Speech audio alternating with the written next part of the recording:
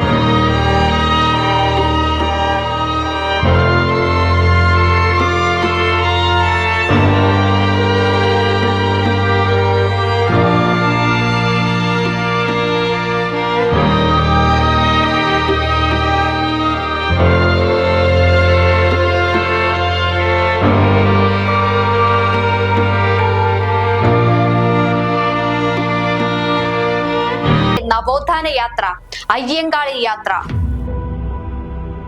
മൗനം പാലിക്കേണ്ടടുത്തു മാത്രം മതി. അധികാരത്തിന്റെ തോക്ക് ചൂണ്ടിക്കാട്ടി ദളിതരെ ദാസ്യത്തിലേക്ക് തള്ളുന്ന ശ്രമങ്ങൾ പുറത്തു വരുമ്പോൾ മനസ്സിലാകുന്നത് അധികാരത്തിന്റെ മറവിലിരിക്കുന്ന നീചന്മാരുടെ ധാർഷ്ട്യ മനോഭാവമാണ്. ഈ ക്രൂരതയ്ക്ക് ഉത്തരവാദികളായ പോലീസ് ഉദ്യോഗസ്ഥരെ മാത്രമല്ല, കറുത്തവനെ കാണുമ്പോൾ കള്ളൻ എന്ന് വിളിക്കുന്ന മനോഭാവക്കാരെയും കുറ്റവാളികളായി പരിഗണിക്കണം. തൊലിനിറം അല്പം വെളുത്തവർ എന്തേ കുറ്റക്കാരാവില്ലേ സാറന്മാരെ? ദളിതരെ എളുപ്പത്തിൽ ഇരയാക്കുന്ന സമൂഹം അവരെ കെട്ടിപ്പിടിക്കേണ്ട സ്ഥാനം മറന്ന് അവർക്കെതിരെ കത്തിവാൾ കയറ്റുന്ന നിലയിലാണെങ്കിൽ ഇത് സാമൂഹ്യ നീതിയുടെ ശവം ചുമന്ന് നടക്കുന്ന ഏമാന്മാരുടെ ദുരവസ്ഥ മാത്രമാണ്. ഇതൊരു സംഭവം മാത്രമല്ല, ഇതൊരു സാമൂഹ്യ സാങ്കേതിക അടിയന്തരാവസ്ഥയുടെ ലക്ഷണമാണ്.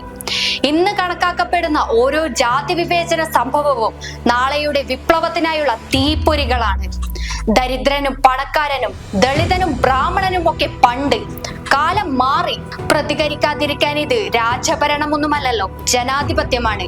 പൊതുജനങ്ങൾ നിരത്തിലേക്ക് ഇറങ്ങും. ഇത്തരം നീചപ്രവർത്തികൾ ചെയ്യുന്ന, കണ്ണിൽ ചോരയില്ലാത്ത, മനുഷ്യത്വമില്ലാത്ത നരാധകന്മാരായ ഏമാന്മാരുടെ ധാർഷ്ട്യം അവസാനിപ്പിക്കാൻ മാറണം. നിലപാടുകളല്ല, കാഴ്ചപ്പാടുകൾ. Anjali Lakshmanan, true vision news.